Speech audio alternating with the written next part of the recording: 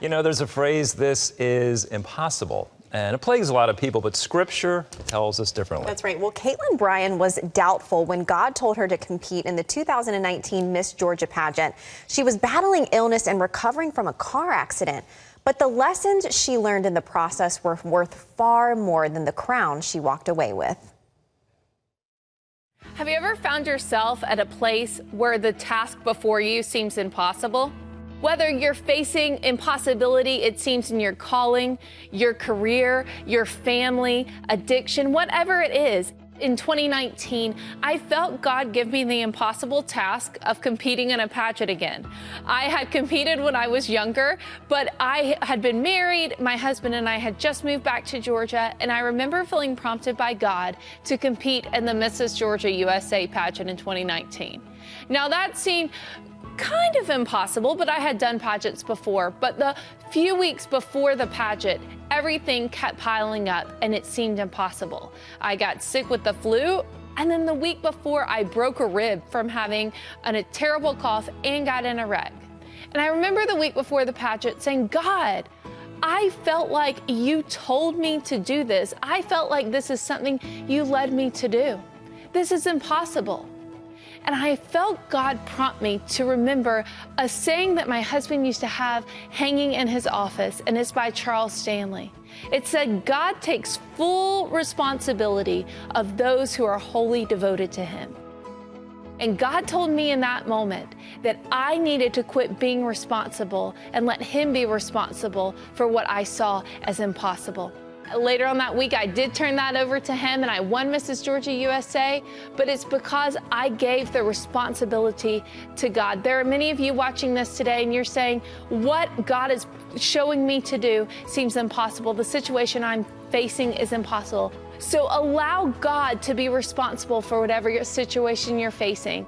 Bear the responsibility of preparing what he's told you to, but give God a responsibility for seeing the dream through. And I promise you, your life will never be the same again. With man, it is impossible, but with God, all things are possible. Such a great teaching. I absolutely love what she was talking about, of letting God take the responsibility for your calling. And it just reminded me of that scripture, he who promised is faithful. He will complete the good work he has started in you. And I think so many of us, I mean, myself included, you can get so stressed out and overwhelmed. It's like, God, am I doing what you've asked me to do? You can sometimes even get overwhelmed by what he's calling you to do. And I think I love what Katlyn was saying, of just letting God take control, right? If he's called you to it, he will see you through it.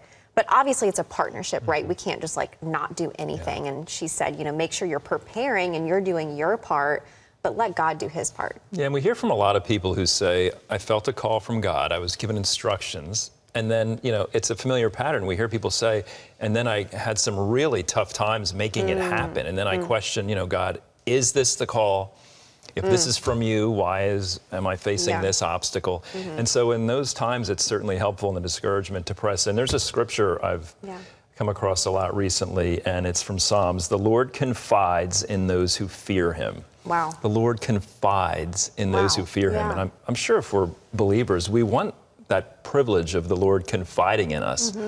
So if the Lord confides in those who fear him, we have to know what it means to fear God. And there's another scripture, this is in Proverbs 8. To fear the Lord is to hate evil, pride, arrogance, and perverse speech. Wow. So I'm beginning to see, well, I have a lot of places to grow in these things, but if I want God to confide in me and maybe share some of these secrets as to why obstacles are in front of me and how to overcome them, I need to fear him. Wow, you know, a healthy fear. That's powerful. How do you think we can like walk in the fear of God on a daily basis? I think it's primarily trying to look at life the way he would see it, in a sense. You know, it's like this challenge before me, this relationship, whatever. Like, I have a tendency to blame other people, or the circumstances are just too tough. But what am I doing to contribute? Like the tongue, perverse speech, this kind of thing. And where am I just blaming others instead of taking up responsibility for myself? You put it well. You said it's a partnership, but we also have to participate in the action. Yeah, we have to do our part, absolutely. And, you know, it's so true what you were saying. Sometimes we can get overwhelmed. It's like when we're walking in our calling and it's not easy. We think it's just going to be, because God's called us to this, it's going to be easy and rainbows and butterflies. And Most of the time it's not, and that doesn't mean that that's not what God is calling you to. We can only do it through him, really. Right, exactly. I mean, oftentimes I feel like he calls us to things that we literally cannot do in our own strength, and that is so that we can fully rely on him, and he gets all the glory, not us. He'll teach us what it means to fully rely on him. Yes. It's tough sometimes. Yeah, absolutely. Great teaching, Katlyn.